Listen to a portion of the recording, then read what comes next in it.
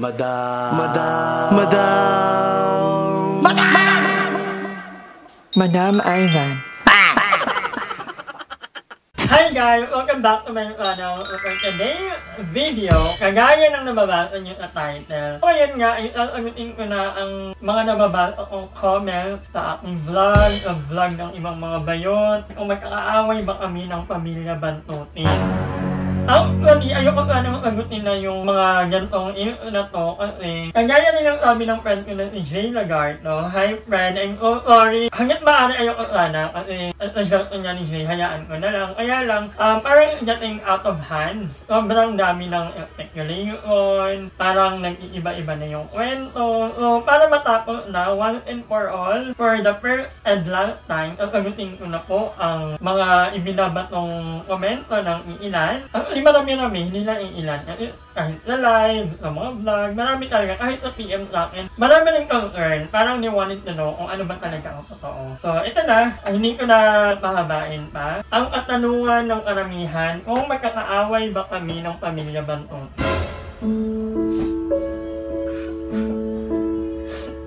Hindi po.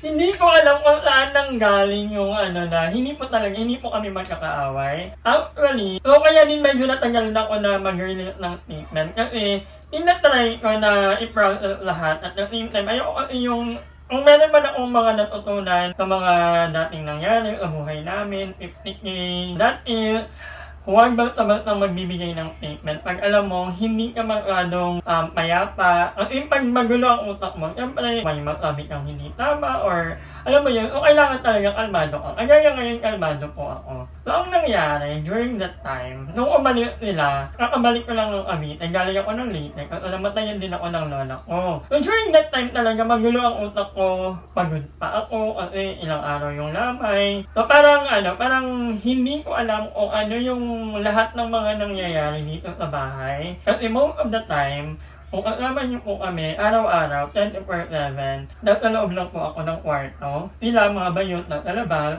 kami ni On nandito. Pero On lumalabas-labas na nagbabasketball. Kasi ako po, most of the time, nandito lang ako sa bahay, nasa kwarto lang ako.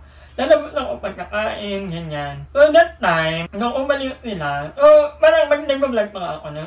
Parang nagulat ako, bigla silang aalis na. Kasi, hindi ko alam, hindi ko maintindihan. Kahit ako, hindi ko maintindihan that time kung ano yung inagot sa akin nila ay. Basta alam ko lang aalis sila. And okay lang naman sa akin yun kasi, hindi ko naman sila para pingilan. Ganun naman talaga, aalis sila, babalik niya na. Nung nalaman ko na si Mother Eternity ang nag-undo sa kanila. Ito naman, yung sa amin naman ni Mother Eternity, I don't wanna talk about it kasi he's a very private person. At the same time, hindi niya naman maidedepend ang sarili niya dahil hindi naman ko nag-vlog. So, I don't wanna talk about it. At the same time, alam kong iyon na lang yung namin, yung hindi kami okay na naman. So, parang it's okay. But anyway, yun na nga, tinanong ko sila kung bakit sila biglang umalis. Doon ko na nalaman na may dalawang rason. Kagaya nga nung yung mga comment sa akin. Kasi sa live, sinabi ni na pinilipit yung kamay niya, niyon. About po sa yung pinilipit yung kamay, hindi ko naman po i-deny. Totoo po talagang nangyari yun. Kasi yung nangyari, nag-iinom kami dito. Tapos, dito si Aye, ako,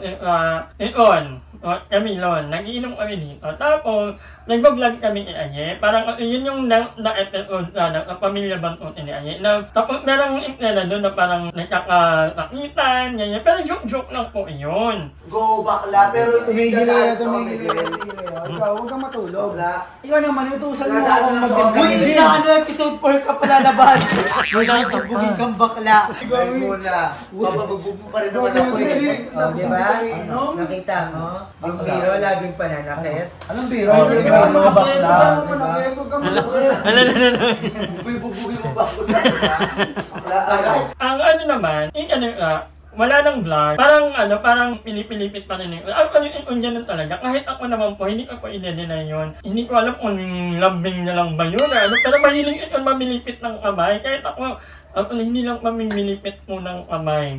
Mahiling kami nito magtampalan Newton. Pero yung tampal na joke lang. Pero hindi ka rin in-invalidate yung feeling nila. Kasi Yan naman yung nasaktan. Kasi sa akin, wala naman, okay lang naman sa akin. Kaya nga sabi ko, kinausap ko na sabi ko, on behalf of sabi ko, ako na yung humingi ng sorry. Kasi hindi naman din inasadya ko. At the same time that night, medyo mga nakainom na rin kasi. Natotohanan lang po, muntik yan pang mag-untukan yung dalawa. Kasi untukan man gano'n. Pero hindi po yun parang akala ko during that time, okay na. Pero hindi ko rin maaalit kung hindi pa okay that time. Kaya sabi ko kung if it's okay. Pero siyempre may mga nagtatanong, ayun napapasagot na ito. Hindi ko naman inaano yung yun naman ang naka-experience, no? Yan naman yung nasaktan. Kasi sa akin ginawa yun, hindi naman ako iba kasi sa akin, iba din and that's totally okay. Anyway, hindi naman yung sadya talaga na parang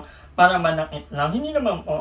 Lambing niya, pero yung lambing niya nga, yung parang iba naman yung pag-take natin ng ginagawa ng isang tao sa atin, di ba?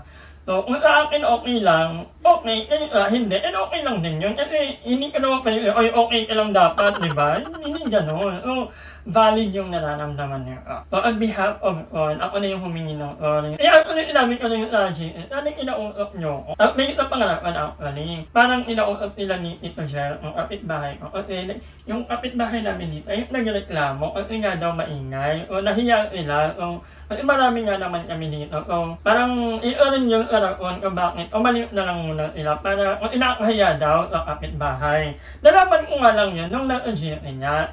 Nagtanong na ako sa GS. So, sabi ko, parang inabihan nyo ako. Ito naman, may mga nagsasabi na parang boss actually, inabihan ko talaga sa pagkarating ko. Kasi, yun nga, parang ayoko pang magkikilo. Sabi ko, ikaw na munang bahala sa bahay.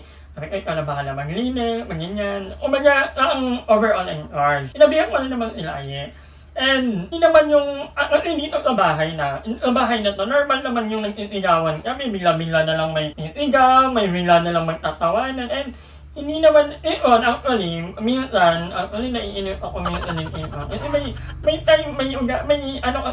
na yung pagkawaray niya, yung malakas yung boses, yung akala mo galit, pero hindi naman ko galit, actually, pinanood ko yung vlog niya, yung bandang dulo na yun yung sabi ko, yun daw, pakitang galit at lakan. Hindi ako galit, hindi ako galit at sabi niya, nakatingin niya sa akin, tanggalan ito lakan. Pero hindi ako galit. Para sa amin kasi, iba kasi ang tono ng waray sa mga, lalo na sa ang Iloilo, malambing. Sa amin, minsan nakikipag-usap ka lang, akala mo galit, pero hindi galit. Magkaharap lang yan may ganung ang waray, may ganung parang language barrier. So, parang pero yun naman po, ay inabihan ko ikaw na bahala mo ng bahay, sa mga kalat, So, ito naman din, ay actually, inabihan niya sila at magluluto dapat hindi hinugaan yung nilutuan. Pero pa lang naman, parang kapag sabi naman nagluto kayo, hindi nyo man lang hinugaan, parang gano'n. Although, ewan ko hindi ko namang pinagtatanggol kahit sino, kasi alam ko namang may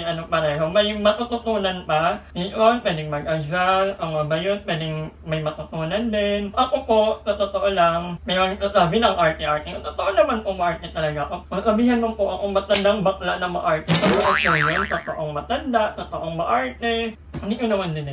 Pero kahit nandiyan noon po, kilala na namin ng mga bayatang at sabi ko nga sa kanila, talagang inabi nyo sa akin yung mga ganong intena. Kasi para mapag-usapan, at the same time, ma-workout namin. Sabi ko nga, may nagsasabi pa, pinili ko daw, gaya, ganito po. Sabi ko sa kanila, eto, sasabihin ko rin po.